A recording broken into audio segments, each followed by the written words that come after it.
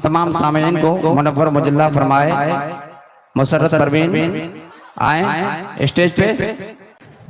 نحمده ونصلي على رسوله الكريم اما بعد فاعوذ بالله من الشيطان الرجيم بسم الله الرحمن الرحيم. يا ايها الذين امنوا انما الخمر والميسر والانصاب والازلام من عمل الشيطان فاجتنبوه لعلكم تفلحون. آمنت بالله صدق الله العظيم. معزز سامعین کرام، آج کے اس متبرک جلسے میں جملہ تشریف لائے ہوئے سامعین و سامعیات، السلام علیکم ورحمۃ اللہ وبرکاتہ. اندازے بیاں گرچہ بہت شوق نہیں ہے، اندازے بیاں گرچہ بہت شوق نہیں ہے، شاید کہ اتر جائے تیرے دل میں میری بات. حضرات، میرے تقریر کا عنوان شراب تمام برائیوں کا جڑ ہے.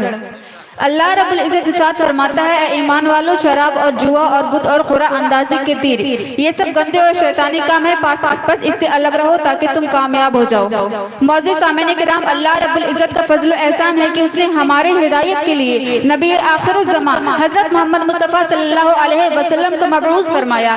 آپ نے راہ ہدایت واضح کر دی، اچھے برے کی تمیز بتا دی، حق و ناحق کی تفریق سمجھا دی، حلال و حرام کا امتیاز بتایا، ہمیں بے یار و مددگار نہیں چھوڑا، ہمیں گمراہی میں بھٹکنے نہیں دیا، پاک و ناپاک طیبات و خبائث کو الگ الگ کر دیا، ہمیں ایسا نور دے دیا جسے ہمیں ہر چیز صاف نظر آنے لگی. طہارت کیا ہے، گندگی کیا ہے، پاک کیا ہے، ناپاک کیا ہے، حلال کیا ہے، حرام کیا ہے، مضر کیا ہے، مفید کیا ہے، نافع کیا ہے، ضار کیا ہے، کسے لیں، کسے اختیار کریں، کس سے دور رہیں. اتنی روشن ہدایات کے بعد کیا ہمیں دوسری طرف دیکھنے کی ضرورت ہے؟ ہرگز نہیں.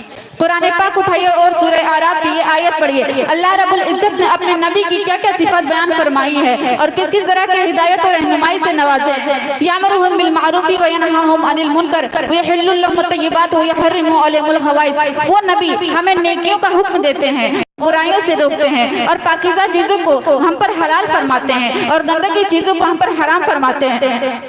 شراب ایک عربی زبان ہے، شراب ایک عربی زبان ہے اور اسے لفظ خمر کہتے ہیں اور اسی لفظ خمر سے خمار بنا. خمار کے معنی دوپٹہ یعنی اوڑھنی. جس طرح دوپٹہ عورت کے سر کو ڈھانک دیتا ہے، اسی طرح شراب انسان کے عقل کو ڈھانک دیتا ہے. پھر جو اطاعت کرتا ہے، جو من میں آئے بولتا ہے، ہم اقسام کا فعال شینیاں صادر ہوتا ہوا نظر آتا ہے. حضرات، آپ دیکھتے چلے کہ شراب نوشی سے صحت برباد ہوتی ہے، خاندان تباہ ہوتے ہیں، انسان ہوش و حواس گوا دیتا ہے، نجاست و نظافت میں تمیز نہیں رہ جاتی. شراب پی کر انسان بدمست ہو جاتا ہے، عقل و خیرت سے بیگانہ ہو جاتا ہے، پھر ہر برائی کرنے کو تیار رہتا ہے. جب عقل نہیں، شعور نہیں، ہوش و حواس نہیں، پھر گالیاں بھی بھکے گا، نجاست بھی کھائے گا، نالیوں میں بھی پڑا رہے گا، راستوں میں بھی لڑکے گا، قتل بھی کرے گا، تہمتیں بھی دھرے گا. پھر بہک جانے پر نہ پر کوئی پابندی ہوگی اور نہ قید، کیونکہ انسان اپنے عقل کی وجہ سے بہت سی برائیوں سے بچتا ہے. اور جب عقل ہی ٹھکانے نہ رہی تو وہ کچھ پتہ نہ چلے گا کہ وہ پر کتا پیشاب کر رہا ہے یا نل کے نیچے کھڑا ہے، گالی پک رہا ہے یا کلمہ پڑھ رہا ہے.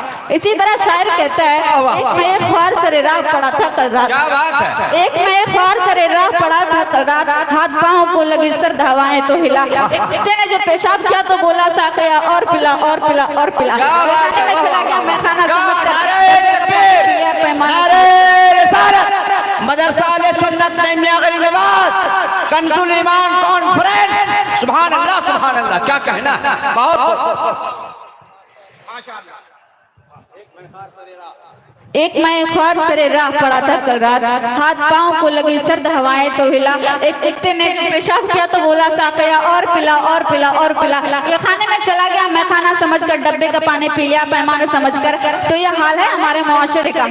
تو آئیے ہم آپ سب کے سامنے کچھ سنانے کا